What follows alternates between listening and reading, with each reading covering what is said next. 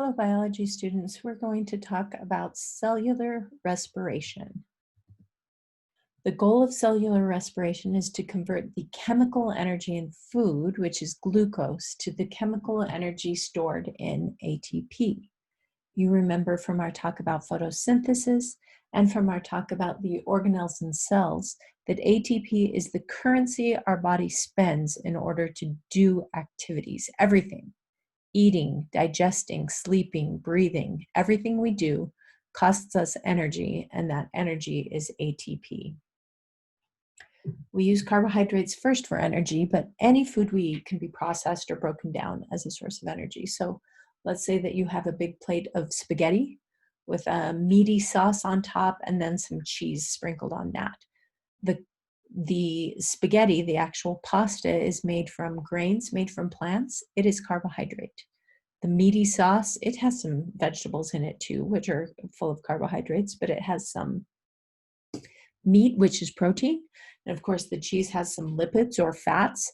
So all of that, all of the different components can be broken down as a source of energy, but the carbohydrates are most readily available and most easily broken down. So they're broken down first.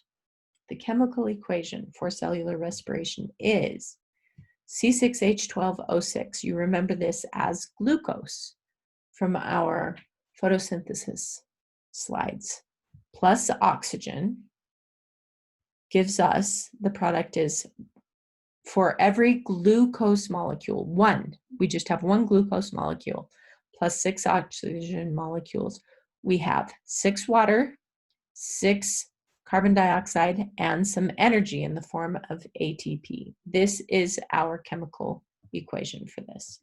So we have our reactants on this side, the ingredients, and our products on this side, the results. Our reactants are glucose, C6H12O6, plus oxygen. So our reactants for this are the food that we eat and the air that we breathe. And our products are carbon dioxide.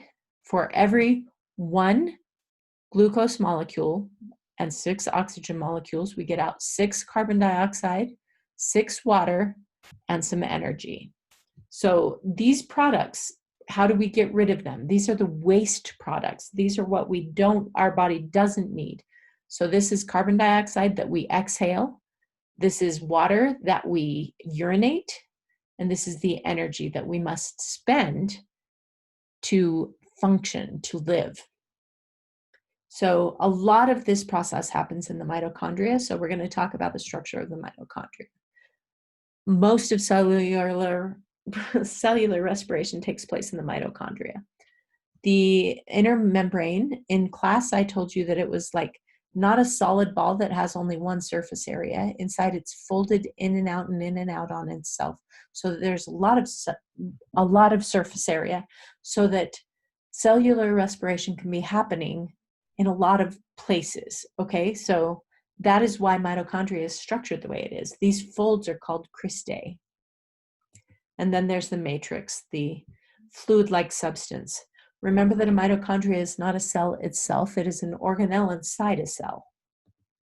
That's the inner membrane, and that is the matrix. Okay, so cellular respiration is a 3-step process, and step number 1 is glycolysis. Glyco is for glucose or sugar, and lysis means to break. If you ever see lysis in any word in a scientific sense, or any sense, honestly, it means to break. So we are breaking sugar molecules. That's what glycolysis is. The purpose is to split a 6-carbon molecule of glucose. So you see there are 6 carbons in this molecule of glucose. We're going to split them in half to form 2 3-carbon molecules called pyruvate. This occurs in the cytoplasm, and it requires no oxygen, so it is anaerobic. An meaning not, aerobic meaning requiring oxygen. So this one step occurs in the cytoplasm, and it produces, for every 1 single molecule of glucose, we get out 2 molecules of ATP, and 2 molecules of NADH, which is a high energy electron carrier. Okay. Step 2, the citric acid cycle, also called the Krebs cycle, moves into the mitochondria. And in this process, our 2 pyruvate molecules that we got from glycolysis are chemically converted to make 2 more ATP molecules and some NADH and FADH too. This releases carbon dioxide as a waste product, and the carbon dioxide from this reaction has to be carried to our lungs through our blood, and we exhale it. Step 3, the electron transport chain. You remember that when we talked about photosynthesis, there was also an electron transport chain there. Sometimes this is called the ETC. The location, again, in the mitochondria, and the process, a series of reactions using the E minus, that's an electron. So E stands for electron and minus stands for the negative charge. So a series of reactions using the electron and the hydrogens formed in the Krebs cycle. This makes 28 molecules of ATP and some H2O. This is what we will have to urinate out when the hydrogen bonds to the oxygen. So this is a fantastic amount of ATP. Most of the ATP from all of the aerobic cellular respiration comes from this step. So let me go back. That is a lot of ATP. All of this, we had 2 plus 2, so that's 32 molecules of ATP from one single molecule of glucose. Okay? But sometimes the activity level is greater than the amount of energy that we have, or it's greater than the amount of ATP that we have available, or it's greater than the amount of oxygen we have available if we are breathing really hard while we work.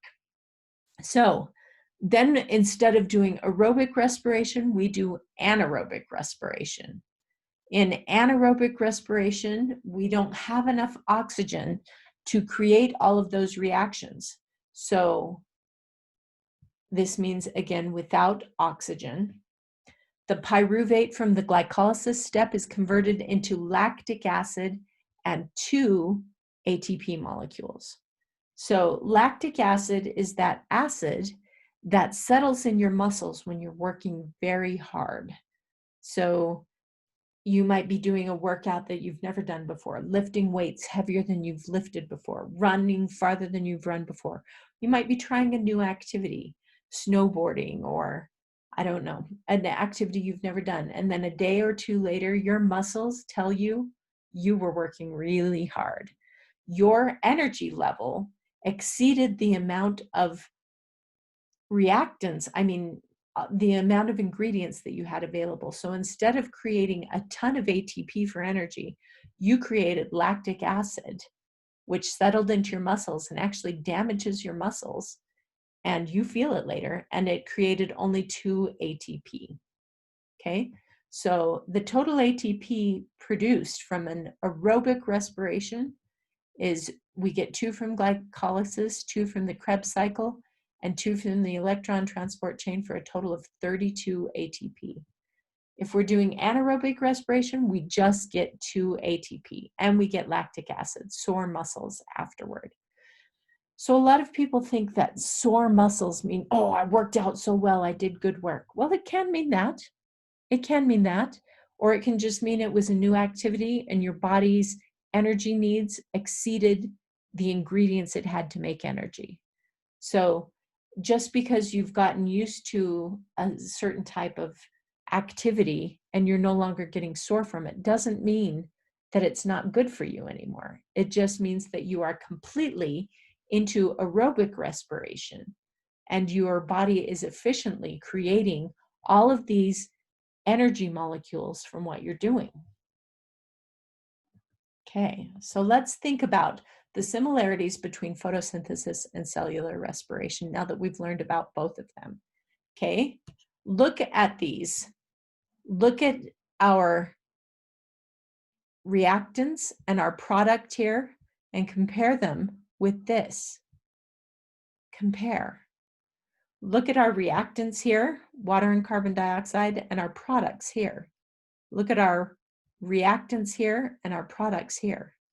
Look at what the electron transport chain does. It uses and splits water to make oxygen. Look at what the electron transport chain does here. It uses oxygen to make water. Look at what the Calvin cycle does. It uses carbon dioxide to make glucose. What does the Krebs cycle do? It uses glucose in the form of pyruvate after glycolysis to make carbon dioxide. So you can see, looking at these chemical reactions, that photosynthesis and cellular respiration are almost exactly opposite. What a plant has to do to create its own food, we do in reverse to utilize that food. So here we have a graphic of photosynthesis versus cellular respiration. Photosynthesis takes place here and cellular respiration. Okay, so we're taking in light energy and carbon dioxide, and we get out of this a glucose molecule. Water, and we strip the hydrogens off of the oxygen so that we have oxygen. And then we have exactly what we need to go through cellular respiration, glucose and oxygen. So we take the glucose and we have as a waste product carbon dioxide. Oh, hey, look at that. We take the oxygen and we have as a waste product water. Oh, hey, look at that. And we started out with light energy, and through the entire process, we have created ATP energy. So that is cellular respiration. Photosynthesis is how primary producers like plants take light energy and chemically convert it into energy that we can use. Cellular respiration is how our bodies take that energy from food and create it and transfer it into chemical energy that we can use to fuel everything that we do.